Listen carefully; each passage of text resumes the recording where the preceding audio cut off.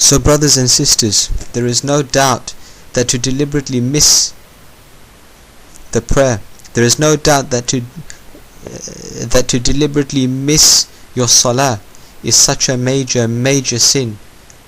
So to deliberately miss your prayer is a major sin. It is indeed a heinous crime, and it is one of the most major of sins. And one person who lived among the early generations of Islam, whose name is Abdullah bin Shaqiq al-Aqili, he said that the companions of the Prophet Muhammad sallallahu alaihi wasallam did not consider the deliberate refusal to do any good deed to constitute disbelief except the abandoning of the prayer, except the refusal to pray. He said that the companions of Rasulullah sallallahu alaihi wasallam did not consider the deliberate refusal to do any good deed to constitute disbelief except the refusal to pray. So the companions of Rasulullah sallallahu alaihi wasallam agreed that if anybody deliberately chooses not to pray, if anybody deliberately misses their prayers, then that person has become a kafir, then that person has become a disbeliever, and that person has left Islam and is outside the fold of Islam. And another person among the early generations of Islam, whose name is Al-Hasan al-Basri, he said, "It has reached me that the companions of the Prophet Muhammad sallallahu alaihi wasallam used to say that the difference between a believer and his falling into polytheism and disbelief is that he deliberately misses the prayer without an excuse." And similarly, the Prophet himself sallallahu alaihi wasallam said that the difference between the believer and the disbeliever is the prayer. The difference between the believer and the disbeliever is the prayer. So my dear brothers and sisters, the prayer,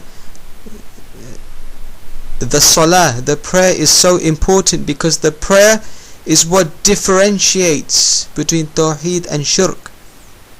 The prayer is what differentiates between tawheed and shirk. The prayer is what differentiates between the oneness of Allah and the associating of partners with Allah. The difference between the believer and the disbeliever is as-salah, is the prayer. The difference between the one who worships Allah alone and the one who worships others besides Allah is as-salah, is the prayer. The difference between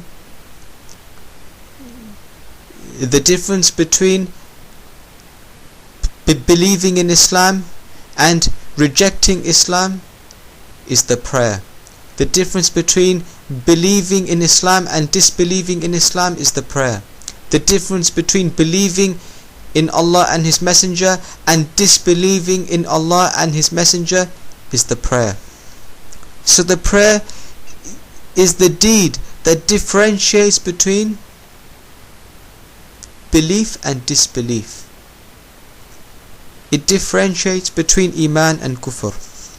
So therefore, my brothers and sisters, there is not really any difference between a person who claims to be a Muslim even though he doesn't pray, and a person who totally rejects and condemns Islam.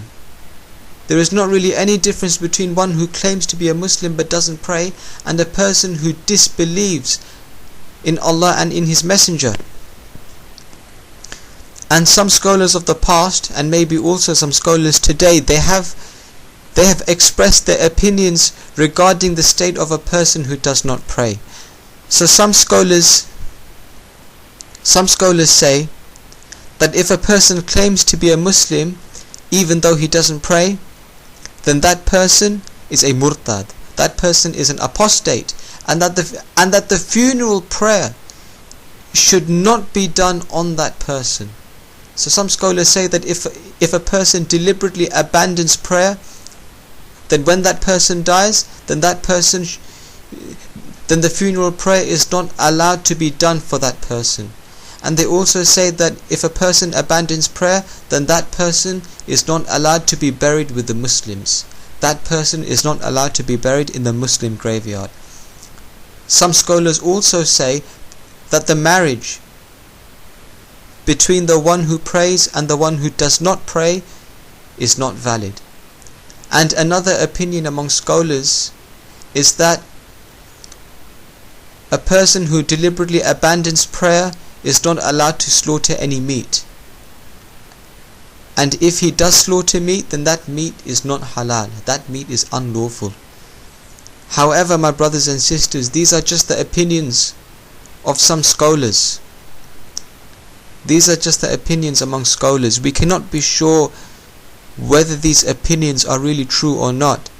However, regardless of whether these opinions are true or not, these opinions should be enough for us to realize and to acknowledge that to deliberately miss the prayer is such a major sin, is such a major sin. And furthermore, it is considered that to deliberately miss the prayer is such a major sin that this sin is actually worse than drinking alcohol, than stealing, fornicating and murdering. A person among the early generations of Islam, whose name is Ibn al-Qayyim, he said that the Muslims agree that to deliberately miss the prayer is from the greatest and the most major of sins, and that anybody who deliberately misses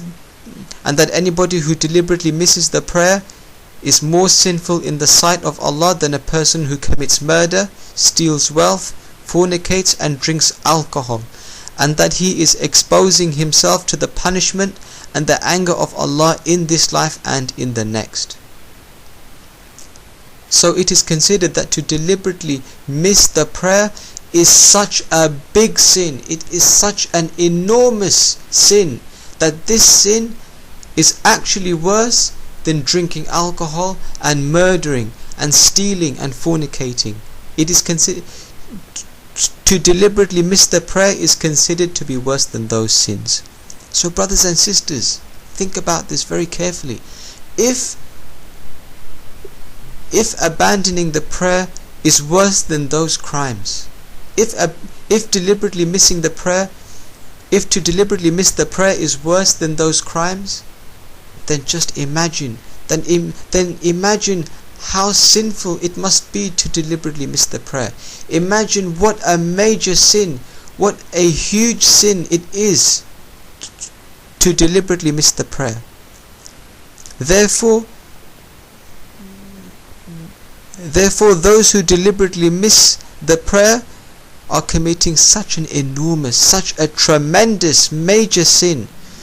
So therefore anybody who misses their prayers is subject to such an enormous humiliation, that anybody who deliberately misses the prayer is therefore subject to such a humiliating punishment and such a humiliating wrath from Allah in the akhirah, in the hereafter. I ask Allah to save us from that. And brothers and sisters, indeed the Quran mentions, Allah makes it very clear in the Quran that whoever abandons the prayer will be punished. The Quran makes it clear that people will be punished in the hellfire for not doing their prayers. And you see, Allah says in the Quran, Allah says in Surah Maryam, Surah 19 verse number 59, in that verse Allah says, "But after them there followed a posterity who missed prayers and followed after lusts. Soon then will they face destruction." So therefore Allah makes it very clear in this verse that people will be punished in the hellfire for not praying.